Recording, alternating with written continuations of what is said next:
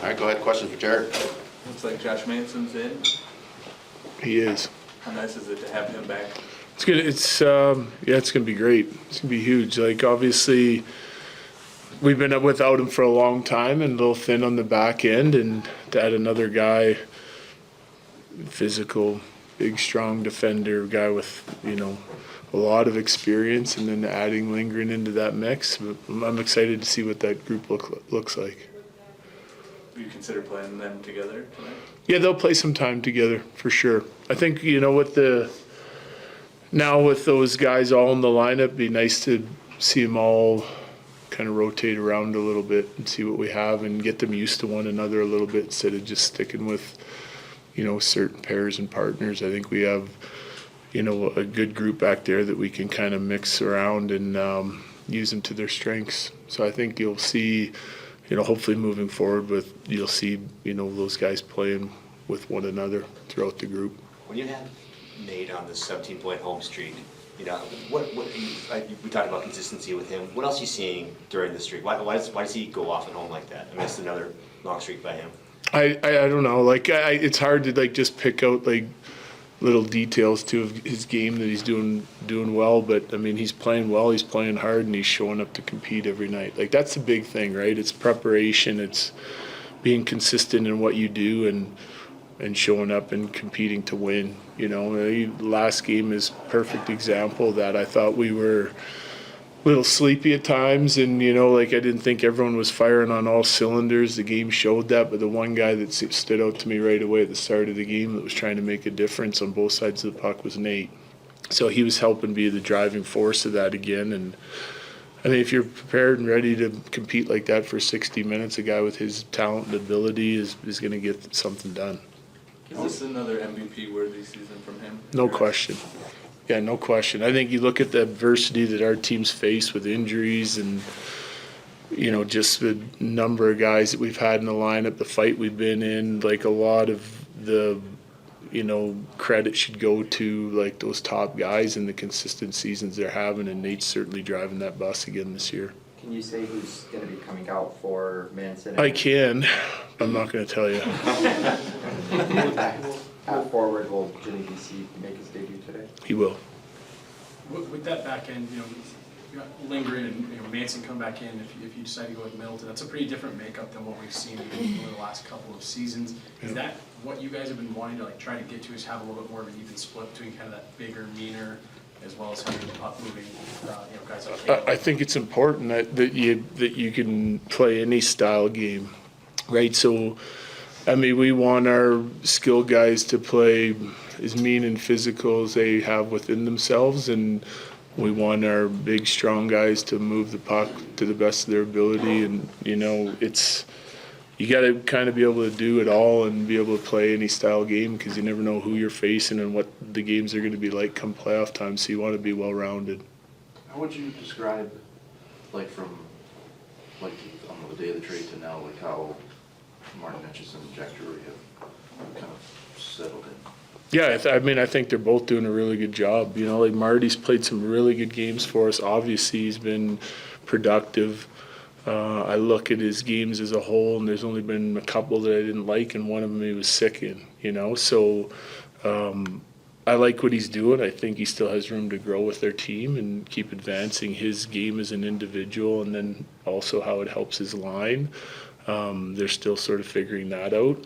And I think Jack's been solid, rock solid defensively, no question, and he finds a way to chip in here and there on the offensive side of it.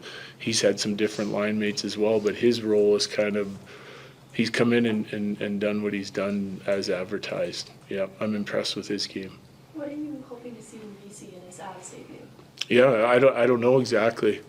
I want to see him fit in with his line and play to a certain identity, which has been his identity as a pro.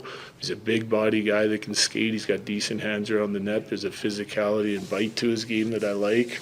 And he's been a responsible defender. So kind of the same as, that whole, our third and fourth lines, however you want to shake them out, that they play really well within the structure of the game, but then they're still really hard to play against because of their relentless puck pursuit and physicality. And I think he fits in nicely with that group.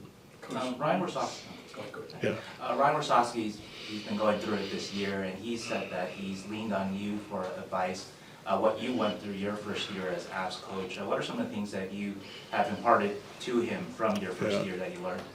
It's not easy. I'll tell you that. Because what happens is it's, you know, he's got his guys playing hard, right? And they're playing well and not always getting the results that you would like. And but they've improved as a team. So I think you got to take those small victories and understand what it is. It's a team that's building and growing, and you want to try and keep imparting, get your team to focus on the right things and that they're playing the right way with the right kind of habits, and you know eventually the results will come. It's hard to keep a team that's losing all the time positive, so I think you got to coach them hard, but you also have to like reset every day and just kind of take on the challenge of the day and kind of make sure that your attitude is right, and again focusing on the right things. So it's frustrating because you want your guys to get rewarded for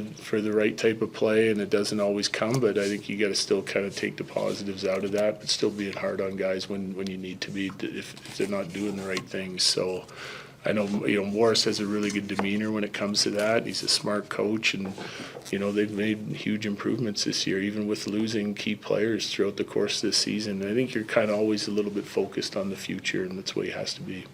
You mentioned how well it's kind of gone for you guys with Jack and Marty coming here. I don't know if you seen, there's a lot of rumors thrown around that Carolina might be trying to flip Mikko again. I just don't know if you had any thoughts on how it's gone a little bit differently for that. I don't think that's because of Mikko's play, you know. I mean, he certainly didn't get moved out of here because of his play. I don't think if he got moved out of Carolina, it's not because of his play. Like, this is more of a business situation. I try not to get involved in other teams' business because I'm not, you know, privy to all the details that it takes. So I really don't want to comment on it, but again, I think, you know, just looking at Mikko's game, he's played well since he's been there. He was a little snake bit at first. Now the production's starting to come. I think he's a fit on any team in the league, including Carolina. So, yeah, again, I think it's just more of that's just the business side of hockey at this point. A few last ones. Good. Thank you. How are you feeling? Coach said that you weren't feeling so great last game, and just kind of how did that transpire? Yeah, I don't know what was it, but you know, feeling good now, and you know, big win last game. We didn't play great, but you know, good teams find a way to win the games when they're playing bad, and I felt like it was great. We stuck with it. You know, big goal there at the end on the power play, and you know, today's a new day. We want to keep rolling and you know, keep his home stand. What is it?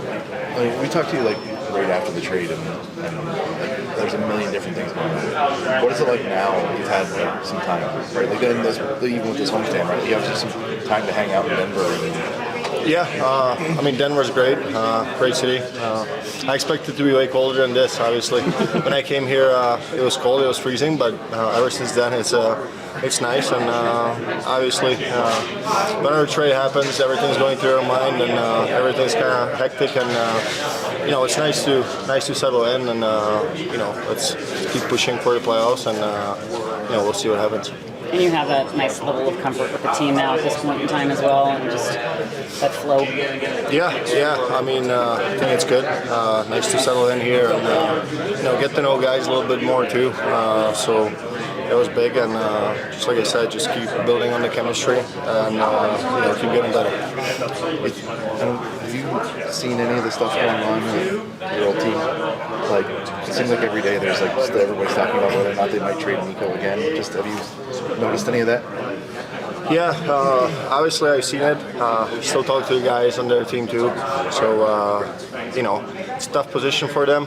They probably, you know, should have known that he would sign in Carolina if he gets there. I don't know if he's signing or not, but you know, there's lots of rumors, and nobody's gonna know until, you know, something's gonna happen. So I mean, I cheer for us, for Colorado, but you know, obviously I wish them, all the guys, best of luck, and you know, whatever happens. happens, and all different. What's it been like with Nichushkin back in and you playing with him? That's your first time since he's been back. Yeah, I think he's a great player. Everybody's seen it. Over the last few years, he picked it up big time, and he's a tank out there. So he's a really good player and helps us a lot. One of the guys that came in last year said that when they got here, Toby Peterson kind of did a lot of video work with him to help him with the system. Have you worked with him much since you've gotten here? Yeah, I've been trying to obviously try to do video, and that's how you pick up those little things. And over the games you play, you kind of figure out because our system is a little different, and definitely helps. Thanks, Marty. Thank you.